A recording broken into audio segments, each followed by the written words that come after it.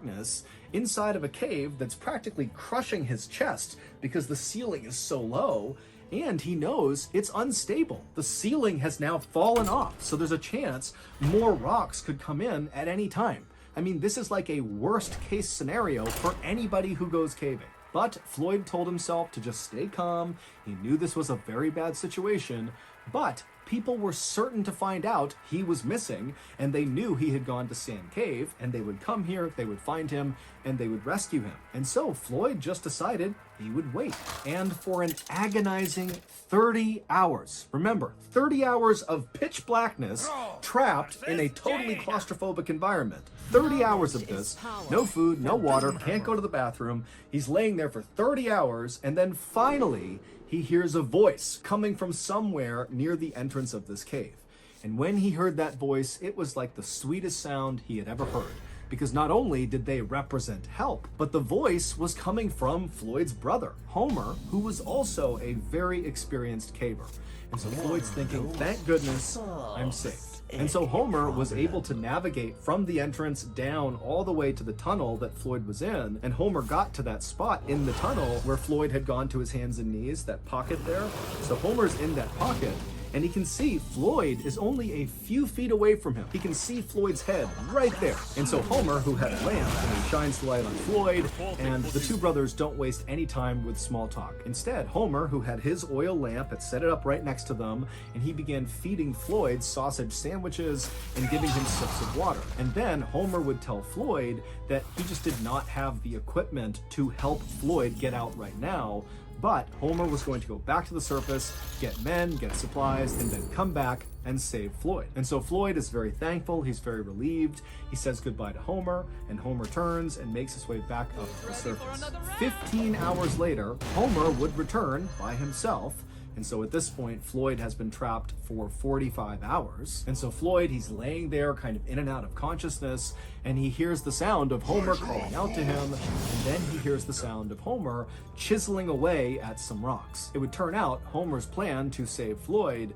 was basically to chisel away the side of this section of tunnel that Floyd was stuck in order to be able to reach down and somehow, some way, clear the rock off of Floyd's leg and then pull Floyd up. Now, Floyd understood, of course, that this plan of chiseling away the side of this tunnel to make it wider was going to take some time, but luckily Homer had shown up with more food and water, and they chatted the whole time as Homer worked, and so Floyd was in good spirits and Homer was very optimistic.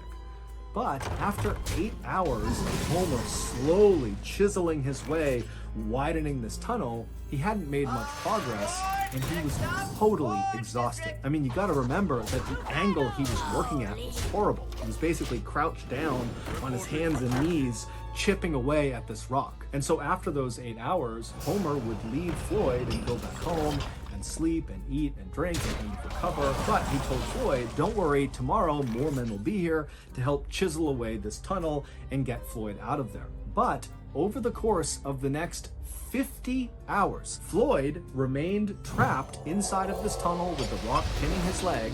And despite Homer and several other men getting down there and very diligently chipping away at this tunnel, it just was not happening very quickly. And so over the course of those 50 hours, Floyd began going in and out of consciousness, and he began not being able to differentiate between what was real and what was not. At one point, he would say that he believed the cave had kind of opened up, and these angels riding golden chariots with flaming wheels had come in to save him. And as they were lifting him out of the cave, he smelled food and coffee, and then suddenly his hallucination cleared, and he realized he was trapped in the darkness, all alone, still in this cave, and it was like it destroyed his morale. And so Floyd is really starting to go downhill, and the rescuers are realizing they need to do something, and they need to do something now. But at the 130-hour mark, things got even worse for Floyd. As he was laying there in the tunnel, this was sometime in the middle of the night, and so no rescuers were actively down there trying to chisel their way down to him. He was laying there and he was listening to the sound of the running water somewhere outside the cave, and that sound was kind of amplified down to him. And then all of a sudden he heard the sound of falling rocks somewhere up above, and then when those rocks stopped and it went silent again, he could not hear the sound of the running water. It was very muffled. And that was when he realized that there must have been a cave-in somewhere higher up in the cave, which meant potentially there could be a significant block just to get down to him. Forget about widening this tunnel. I mean, he could be actually entombed inside of Sand Cave. And so Floyd did the only thing he could do, which was to pray. It would turn out that cave-in had indeed blocked the way for rescuers to get down to Floyd. And because of how extensive this cave-in was, the rescuers actually decided to start carving a brand new tunnel that would join up with the side of Floyd's tunnel. I mean, this is an even bigger undertaking than just chiseling the side of the tunnel that Floyd was in, which was their original plan and had taken several days. And so now they have to build this brand new tunnel to Floyd. And so finally, on February 16th, 1925, so a staggering 17 days from the time Floyd got first stuck in this cave, the rescue team finally punched through and reached Floyd. And as soon as they did, the lead rescuer looked over at Floyd, and then he paused, he turned up, and he just said, "Dead." It would turn out shortly after that cave-in, which sealed Floyd in completely inside of Sand Cave, at some point over the next couple of days, those rocks began to break free and tumble down the cave and began striking Floyd until finally one or several of those rocks hit him in the head or chest and killed him. So just imagine you are trapped. You've been there for several days. You're in total darkness. You're entombed inside of this cave, and periodically rocks just come tumbling down and smash into you. Who knows how long it took to kill him, but that has to be one of the most agonizing ways to go ever. Shortly before that cave-in first happened, a photographer took a picture of Floyd, who at the time believed he was going to get out, and all the rescuers believed they were going to get him out. But shortly after this photo was taken, the cave-in would happen, and at that point, Floyd didn't know it, but he was doomed. Here is that photo. Floyd's body was eventually removed from Sand Cave. However, instead of being buried, because of the interest around this cave rescue that ultimately failed, there was a decision made to actually put Floyd's body on display inside of another cave. Basically, Floyd's body became a tourist attraction, and it would remain a tourist attraction for decades until finally he was removed from that cave and given a proper burial. Witness true arcane Thank you so much for watching.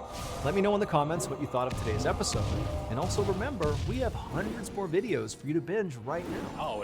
But if you want a recommendation of, which video to invest your time in, well, here are two great options right here. If you want more Mr. Ballin content, click on this one. And if you want some redacted declassified mysteries with Luke LaManna, click over here. All right, until next time, see ya. Today, I'm going to share 3 stories that all have a haunting picture or video that is associated with them. But before we get into those stories, if you're a fan of the strange, dark, and mysterious delivered in story format, then you've come to the right place because that's all we do, and we upload once a week.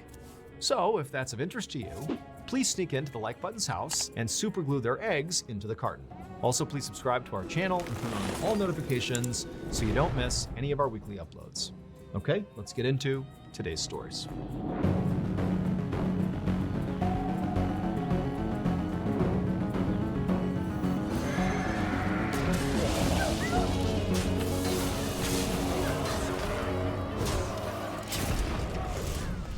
On the evening of December 29, 1986, a California Highway Patrol officer named Craig Pyre drove his cruiser down Interstate 15 in San Diego, California. With him was an NBC News reporter in the back seat, and there was a cameraman in the passenger seat. They were filming a segment about highway travel safety that was set to air on the evening news later that night. Officer Pyre was following his typical patrol route, but after a few minutes, they passed by a sign that said Mercy Road. It was an exit, and at that point, Officer Pyre turned to the news team, pointed at Mercy Road, and said, "That's where they found the body."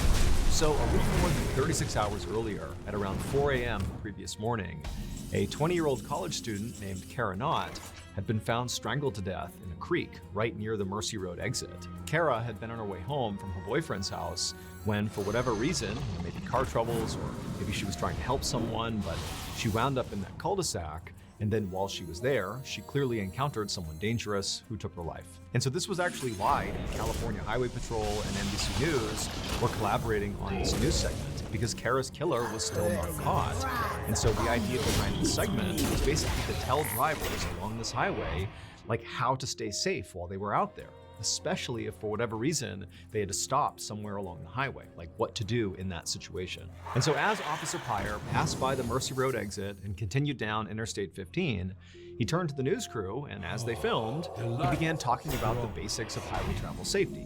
Specifically, he said, look, one of the most hazardous things that can happen to you beyond an accident on the highway is if you have some sort of car trouble that forces you to stop on the highway.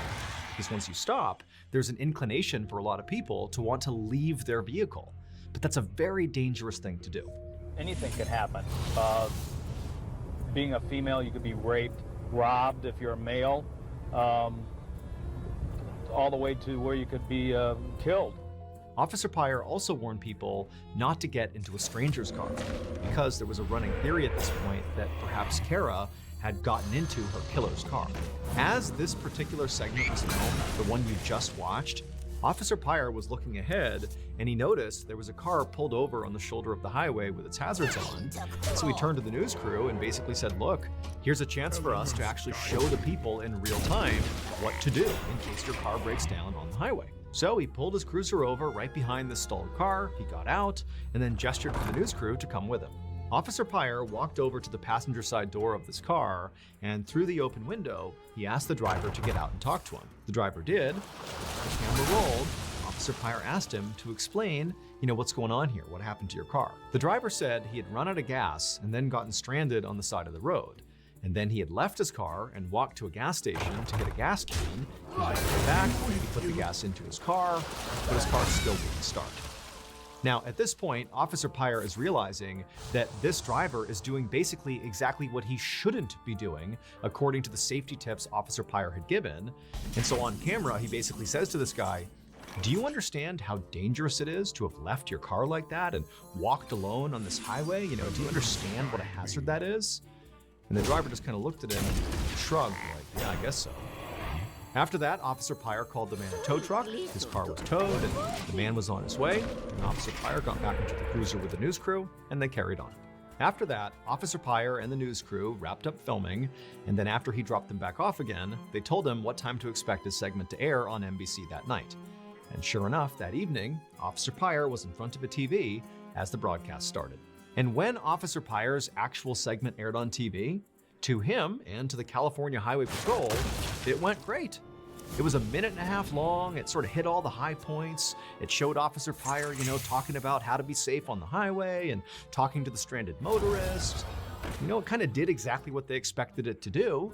And when it was over, Officer Pyre clicked off the TV and didn't think much about it, because it was not a big deal. It was just a basic safety video. And for the vast majority of other people who watched this clip live on TV, it really didn't stand out to them. Again, it was just kind of a routine police safety video. But there were a few people, when they watched this clip, that noticed something very specific. And within an hour of this clip airing on TV, those few people were calling the police in droves to tell them, we know what happened to Kara Knott. And the police would follow up on these tips